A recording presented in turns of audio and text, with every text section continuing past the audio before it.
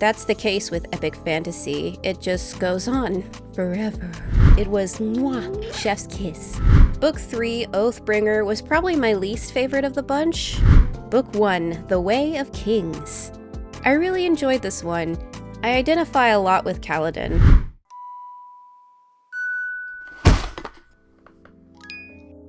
What up, folks, and welcome to another installment of Script Scribble Print, my creative video blog where I, Marley the VTuber, blather on about making stuff of the art persuasion. Today is a little bit of a different thing, because I wanted to talk about Brandon Sanderson's Stormlight archive, which I just recently finished reading. Well, I can't really finish it, because it wasn't fully written yet. That's the case with epic fantasy. It just goes on forever. But Book 5, published in 2024, marks the halfway point of the series, according to Sanderson, so there's a pause at least, and a few fully wrapped up stories in the universe.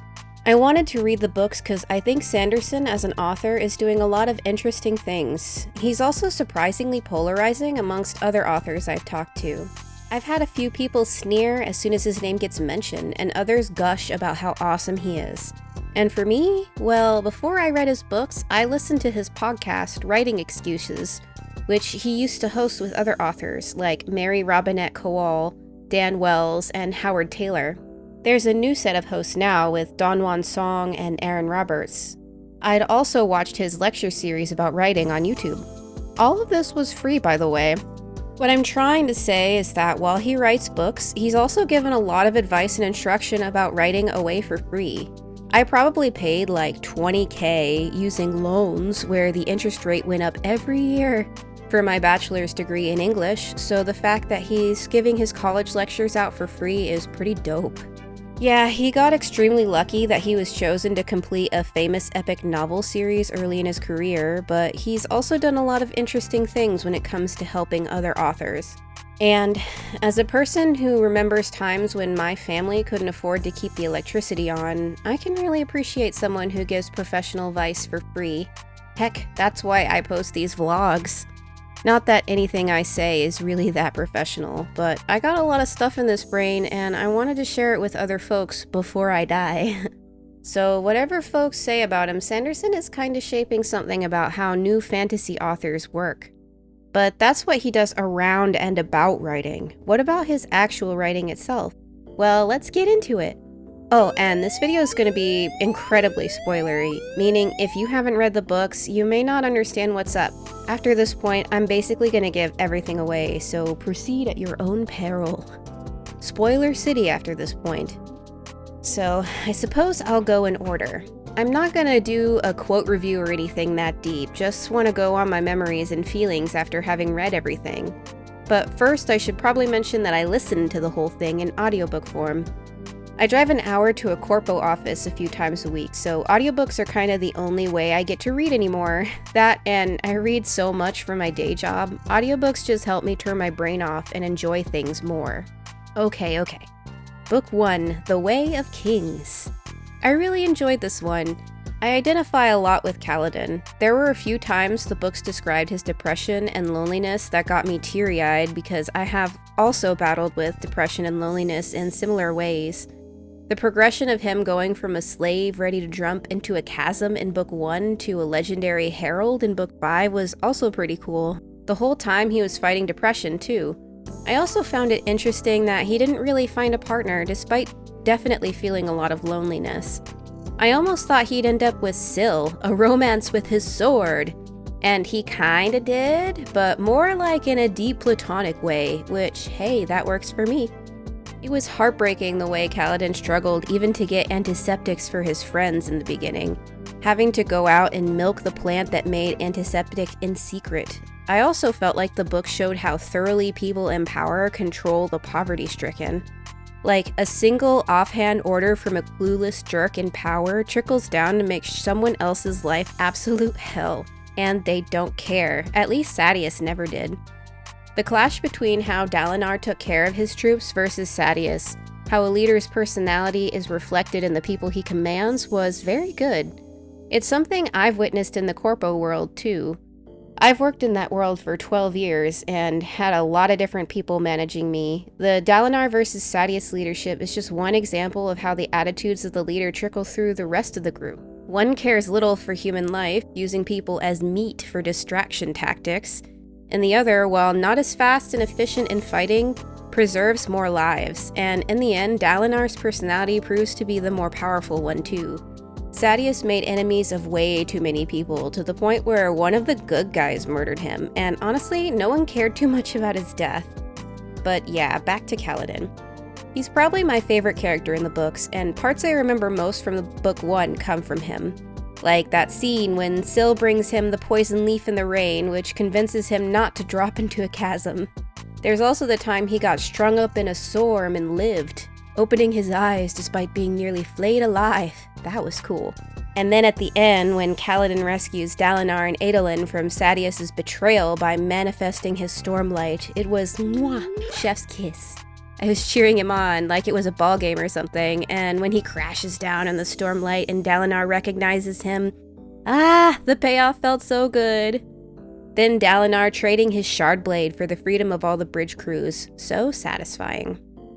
I was eager to pick up Book 2 after Book 1. Book 2 is called Words of Radiance, and it included more of Shallan's character. I liked Shallan, she was funny most of the time. I liked her better in the earlier books. She did get a bit annoying for me in the later books. I think I share Kaladin's frustration with Shallan's highborn status. Despite her life of emotional abuse within her family, she was still a rich girl, which allowed her to access places like Yasna's archives. The Shallan from Book 2 was fun, stealing Kaladin's boots and wooing Adolin. I liked Adolin too, but more in the later books when he became less of a rat. The one stick for me in Book 2 was Moash and his arc. His plot to go after the king made sense, but Moash as a character never really clicked for me. He felt like a plot device at times, a very good one for sure, but there were times in the later books where people just hated Moash to hate him. I suppose he just wasn't human enough for me. He felt always like a tool rather than a person, especially compared to other bad guy characters like Vinley and Eshonai and even Raboniel and Sadeas. There were moments when Moash was kinda humanized, especially in books 3 and 4, but he always just felt flat to me. Anyway, Book 2 was also satisfying in that Kaladin got to show off his good qualities and was rewarded for them most of the time.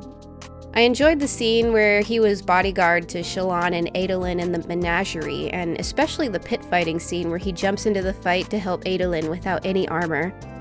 His hope and fear of trusting Dalinar after being so betrayed by other Light Eyes was too real. It made me feel for him so hard. But Dalinar turned out to be worthy of Kaladin's trust, and there's a nice satisfaction to that. Hard to explain. And I think those were the standout moments for me in Book 2. Book 3, Oathbringer, was probably my least favorite of the bunch. I loved the beginning of it, where Kaladin goes home and shows off his powers at his village. Him getting to meet his new little brother, that was all fun. But the middle, meh. The whole arc where Shallan was wandering around Kholinar being formless and stuff just meandered. I understood its purpose in Shallan's story. She was essentially building up new imaginary personalities to deal with her traumas, but it all just took a long time. And it wasn't that interesting to me, I guess. I kind of felt like the long stretch of a car drive where you're watching empty fields go by. It's like a required part of the trip, but it's not that interesting.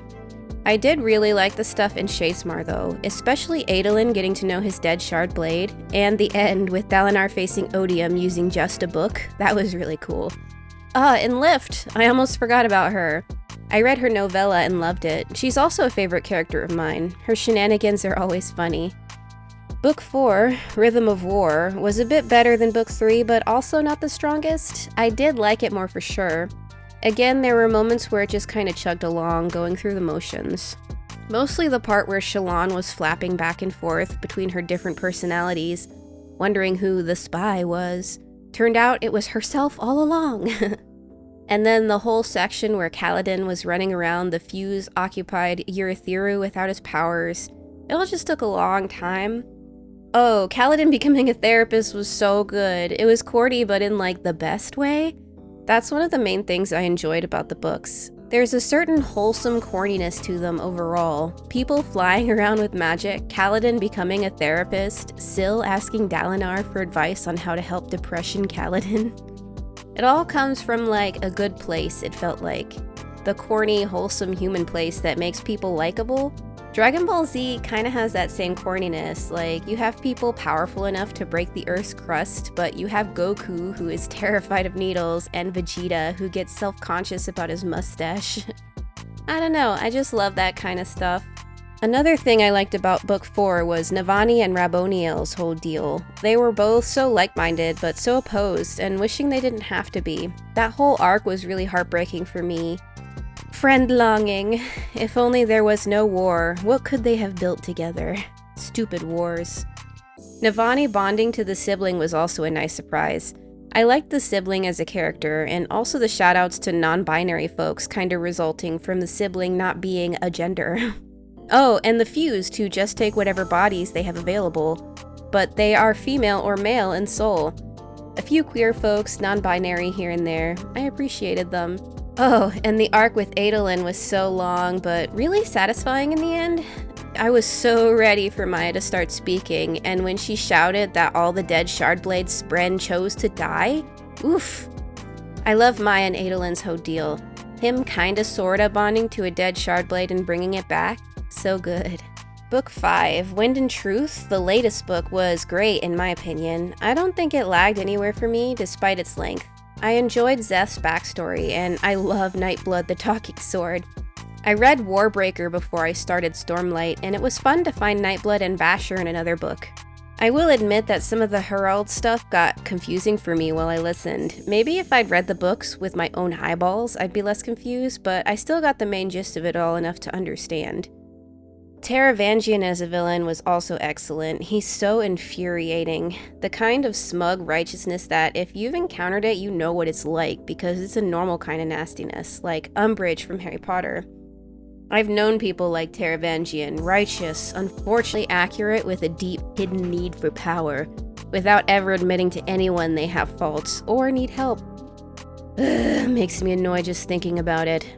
I also love how Dalinar just kinda made poor planet Roshar everyone's problem in the end by luring Odium/Taravangian in to take all the magic powers.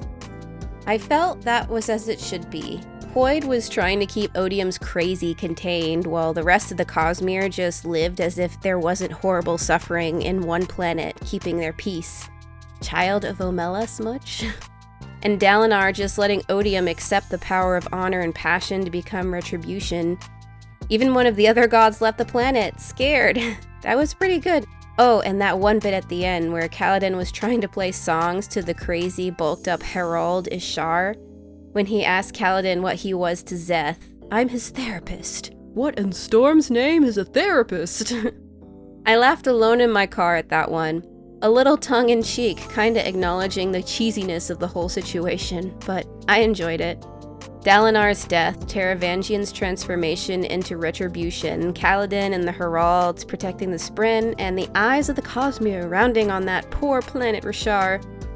It was a very satisfying ending. So, the advice that Sanderson put out about writing? Worth listening to. Because there's a few things Sanderson does well as an author. First is the consistency in his books. You know that you'll be getting a satisfying ending with complex characters who are not all doom and gloom. There's hope in the books, even though main characters die sometimes. And the writing is easy to understand. Some folks love poring over a book one sentence at a time, but Sanderson's writing makes it easy to coast through his gargantuan page counts because the sentences go in and out clearly. As someone who's read academic research papers, I appreciate when something is clear and easy to understand. So there we go. I know reading Stormlight is a bit of an endeavor, but as a writer looking to be as consistent as Sanderson someday, I highly recommend it. If not the main series, then the novellas. He's got some one-shots out there too, if you aren't ready for the long stuff.